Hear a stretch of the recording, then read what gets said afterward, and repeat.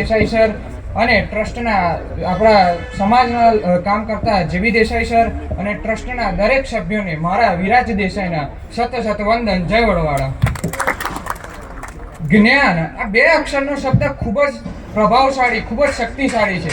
આ જ્ઞાન એ વાત પર આધાર નથી રાખતો કે તમે કયા કુળમાં જન્મ્યા છો, ક્યાં જન્મ્યા છો, તમે કયા કુળમાં જન્મ્યા છો, ક્યાં જન્મ્યા છો, અમીરના ઘરે જન્મ્યા છો કે ગરીબના ઘરે જન્મ્યા છો, પણ જો તમને જ્ઞાનની તરસ હોય, જ્ઞાનની ભૂખ હોય, તો તમે તમારા લક્ષ્યને પામી જાઓ છો અને તમને કોઈ રોકી નહીં શકતું. એમાં આ જ મેસેજ સાથે હું આજની મારી વાત તમારી સમક્ષ રજૂ કરીશ.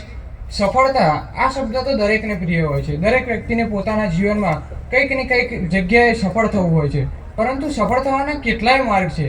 સફળ થવાનો આધ્યાત્મિક માર્ગ ભગવાન શ્રી કૃષ્ણએ ભગવદ્ ગીતાની અંદર 18મા અધ્યાયના 14મા શ્લોકમાં જણાવેલું છે. એમાં તેઓ કહે છે, અધિષ્ઠાનમ તથા કરતા કરણમ ચ પૃથક્કિદમ વિવિધાશ્ચ પૃથક ચેષ્ટા દેવમ ચેવાત્ર પંચમ. આ શ્લોકની અંદર ભગવાન આપણને જણાવે છે કે હે અર્જુન, જો તારે સફળ થવું છે તો તારે પાંચ નિયમો યાદ રાખવા પડશે. એમાં તેઓ પહેલો કહે છે કે અધિષ્ઠાનમ તથા કરતા, એટલે આપણો ઉદ્દેશ્ય આપણને ક્લિયર હોવો જોઈએ કે મારે જીવનમાં શું કરવું છે.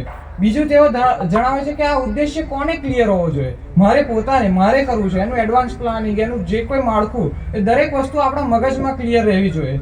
ત્રીજું તેઓ જણાવે છે કે આપણી મુખ્ય 5 ઇન્દ્રિયો શરીરની, એ 5 ઇન્દ્રિયો આપણા લક્ષ્ય પ્રતિ જ વિચળાયેલી રહેવી જોઈએ. અને ચોથું તેઓ જણાવે છે કે વિવિધ પ્રકારની આપણે ચેષ્ટાઓ કરવી પડે. અને પાંચમું તેઓ જણાવે છે કે આપણા ભગવાન, આપણા દેવોની કૃપા. જે વ્યક્તિ 4 કામ સરળતાથી કરે છે તેના પર ભગવાનની કૃપા આપોઆપ થાય છે અને તે સફળતાને પ્રાપ્ત કરી જાય છે અને પોતાના લક્ષ્ય સુધી પહોંચી જાય છે. સંસ્કૃત શાસ્ત્ર અને સંસ્કૃતમાં અપાયેલું જ્ઞાન અપરંપાર છે, જેની જેટલી વાર્તા કરો, જેટલું વાંચો એટલું ઓછું. ભગવાન શ્રી કૃષ્ણએ એકાગ્રતા વધારવા માટે પણ ગીતાના એક જ શબ્દ થકી આપણને જણાવેલું છે.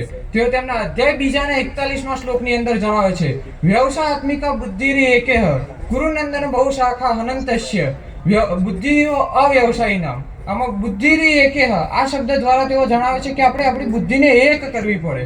બુદ્ધિરી એકેહ, આપણી બુદ્ધિને જો એક કરીએ તો આપણે સફળતાની આગ લગાડી દઈએ છીએ. જેમ તમે પેલો પ્રયોગ જોયો છે કે સૂર્યના કિરણોની વચ્ચે જો બિલોરી કાચ લાવવામાં આવે તો તે કાગળની અંદર આગ લગાડી દે છે. એમ જો આપણી બુદ્ધિને એક કરીએ તો આપણા સફળતા રૂપી આગ લાગી જાય છે સમાજની અંદર.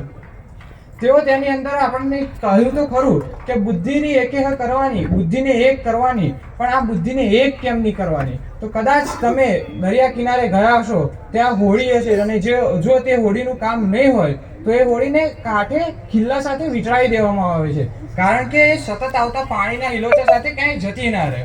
આમ જો તમારા અને મારા મનને છૂટું મૂકી દે તો સતત આવતા માર્કેટના હિલોચાની અંદર તે ક્યાંય જતું રહે છે, એને આપણને જ્ઞાન પણ નહીં રહે. તો આપણે આ ખિલ્લો કયો છે કે જેની સાથે આપણા મનને વીંટળાઈ રાખવાનું છે? તો એ ખિલ્લો છે આપણા લક્ષ્યનો, આપણે જે ગોલ છે તેનો. આમ તો ઉત્સાહ વધારવા માટે કેટલું મોટિવેશનલ આપવામાં આવે છે, કેટલી આ વિડીયો મોકલવામાં આવે છે, પરંતુ મારી પ્રિય હિન્દીની કેટલીક લાઈનો તમારી સમક્ષ રજૂ કરીશ कि नन्ही सी चींटी जब दाना लेकर जाती है, चढ़ती दीवालों पर 100 बार फिसल जाती है, चढ़कर गिरना गिरकर चढ़ना, आखिर उसका धैर्य उसकी सफलता को प्राप्त करता है, इसलिए कोशिश करने वालों की कभी हार नहीं होती है.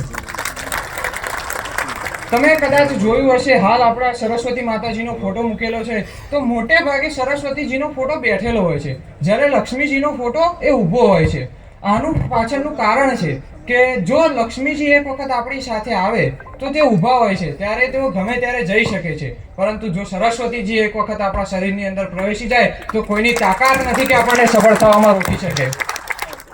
આમ તો કેટલી જ્ઞાન અને શિક્ષણની વાતો છે, પરંતુ સમયની મર્યાદાને ધ્યાનમાં રાખતા હું મારી અંતિમ રજૂઆત તમારી સમક્ષ રજૂ કરીશ કે જે ઇંગ્લિશની 2 લાઈનો થકી હું તમારી સમક્ષ રજૂ કરીશ. Only losers are making excuses. Only losers are making excuses. But winners are always making history. આમાં તેઓ જણાવે છે કે ફક્ત હારેલાઓ જ બહાના બનાવે છે કે મારે આ હતું એટલે સફળ ના થયો, આ હતું એટલે નહોતું સફળ થવાયું, આમ હતું. પરંતુ જે વિજેતાઓ હોય છે એ હંમેશા જુદો ને જુદો ઇતિહાસ રચે છે.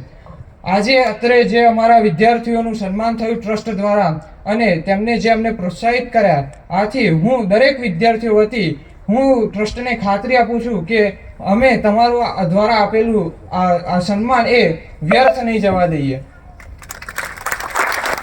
આમ તો આપણો સમાજ શિક્ષણની પાછળ ખૂબ જ દાન આપી રહ્યો છે, પરંતુ અમારા વિદ્યાર્થીઓના ઉજ્જવળ ભવિષ્ય માટે હું વિરાજ દેસાઈ આપણા સમાજને કહું છું કે અમારા ઉજ્જવળ ભવિષ્ય માટે ખોબા ને ખોબા જેટલું તમારાથી શક્ય બને એટલું આપણા ટ્રસ્ટને દાન આપો. કારણ કે એક પંક્તિ છે कि पंछी जब तक पानी पीता है, पंछी जब तक पानी पीता है, नीर वो नदी का नहीं खूटता है, दान करे धन ना खूटे, सहाय करे द्वारकाधीश. अस्तु. जय वड़वाड़ा.